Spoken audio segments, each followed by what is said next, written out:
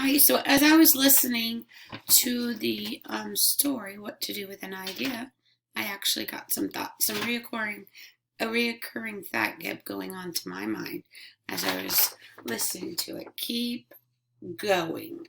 Keep going. So I heard the character say, don't listen to others. Keep going. Don't give up. Keep going. It's my idea. I created it. Keep going. Grow and grow my idea and keep going. Spend a lot of time with my idea, but keep going.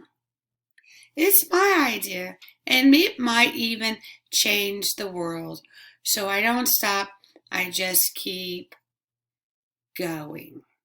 That's what the text said to me, to keep going with my idea. Think about your thoughts. What were you thinking about the text?